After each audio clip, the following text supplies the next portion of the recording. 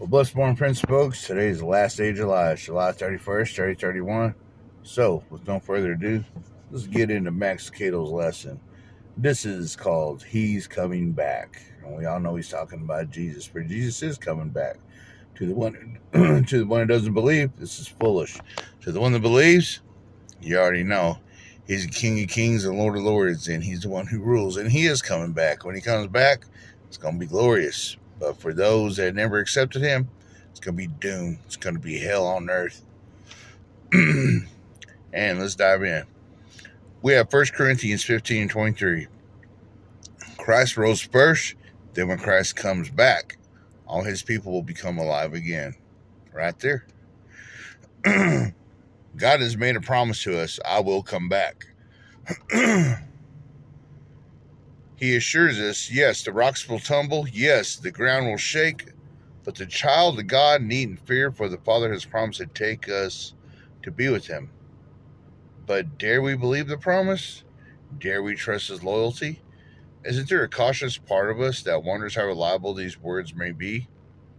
How can we know he will do what he said? How can we believe he will move the rocks and set us free? Because he's already done it once. Explain how we can believe that Christ will come back as he promised. What has he already done to assure us? He straightened out my life. That's how I know he's real. January 5th, 2008, when I was right over here in the Comanche County jail cell, fixing to go to prison, I surrendered. I got on my knees. Like I said, I never got on my knees before. You know what? I got on my knees, let's see, to him first and then Annie. That was January 5th, 2008, and I got on my knees to Annie November 17, 2010, when I asked for her hand in marriage. It's the only two I ever bowed to. But I bowed to the Lord first like I was supposed to. Then I married my wife and did what was right. Then we had our second child, our cubby. And did it right, you know. You can always do right out of a wrong situation. Let's see. Explain how we believe that Christ will come back as he promised. Because the word says so. It's just that simple. The word says he will come, and all those that believe, they're going to kick they're going home.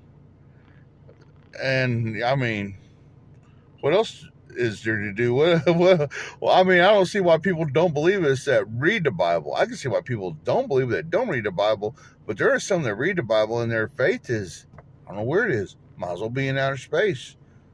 And I've seen people, when they saw me behind the pulpit, I ministered our reconciliation as I fought for my marriage to Annie, but yet they still doubted that she would come home. They doubted the reconciliation.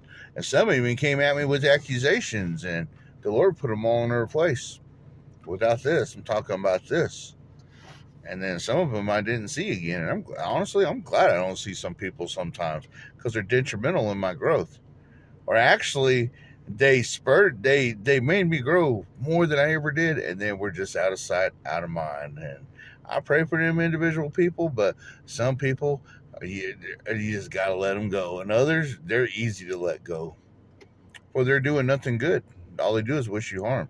These are the ones that the Lord's going to get out of your way. What has he already done to assure us that he is coming back? Read the word. He saved you. Think about how you used to be when you were ripping it and tearing it and being a fool. And then he came into your life and he showed you that in your heart he rules. And in your heart, since he's there ruling, your flesh will be under subjection. You'll do the right things. You'll raise your kids. You'll get a job where you can support the family. Your mate will get a job where you'll get a mate, or whatever the case is. You'll let go of hate.